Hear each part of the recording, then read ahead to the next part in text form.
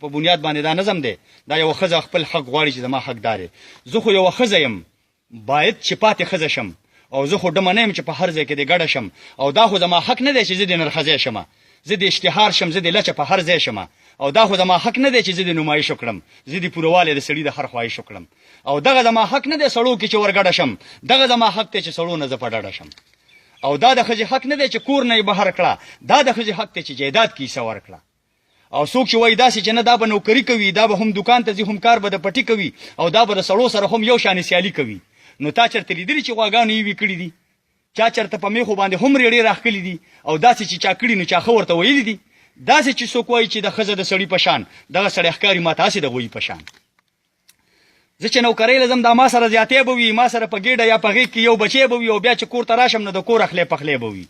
نو دا خو زه ازاده نه شم دا خو زه راګیره شم دا خو زه ازاده نه شم دا خو زه راګیره شم دا خو د اسلام او د پښتو د حد نه تېره شم او زه چې کلنډره شم زما هغه عفت څه شو ما له چې الله راکړی ځان له حیثیت څه شو زما د پلار او ورور یا د خاوند هغه عزت څه شو ما نه چې ځان هیر شولو نو ځکه دومره سپکه شوم زه خو پاس اسمانو مو وسپو د لاندې ځمکه شوم او ما له خو الله داسې ځانګړی خوی راکړی و زه چې لا وړو ما پړونه په سر کړی و لوبې هم فطرت مې ګوره تا نه جدا کړې وې تا به بلوري او ما ګوډیانې جوړې کړې وې لوبې هم فطرت مې ګوره تا نه جدا کړې وې تا به بلوري او ما ګوډیانې جوړې کړې وې څوک چې وایي داسې چې نه دا زمونږ په شانې دي دا به بس اوږه په اوږه مونږ سره روانې وي نو تا نه دا تپوس کوم ته بچي راوړلی شي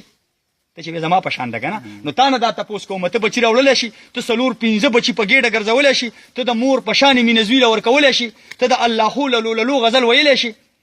زه جدا جذبات لرم زه بیا احساسات لرم زه خو د خالد بچی یم زه ښکلي صفات لرم ما له خپل فطرت راکړئ ما سره انصاف وکړئ او دا که زما حق نه وي بیا خیر د اختلاف وکړئ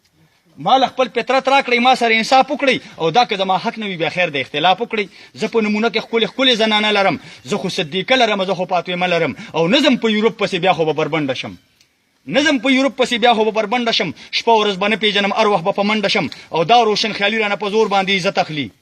دا روشن خیالي رانه په زور باندې عزت اخلي او دا روشن خیالي رانه خدای ګو چې جنت اخلي زه خو جوړه شوې ګوره ګل غوندې نازکه یم زه خو د خپل پلار او د خاوند د کور ملکه یم او زه خو د عصمت او د حیا په کالو ډکه یم زه مضبوط دلیل لرم ما سره قرآن شته زه مضبوط دلیل لرم ما سره قرآن شته ما سره نبي شته دی او ما سره فرمان شته زه تابعداري به د احزاب سوره نور کوم او دا زما دستور دی ژوند به دغسې ضرور کوم او ای شاعره تا خو ورله خپله برخه ورکړله ای شاعره تا خو ورله خپله برخه ورکړله تا د خپل قلم په زور خبره را بهر کړله اوس د هر چا خوښه ده چې کوم طرف ته مخه کړي او ځان له په دې 2 لارو کې یو لاره دې خوښه کړي او ډېرو لیونو کې روغ سړی به لیونی ښکاري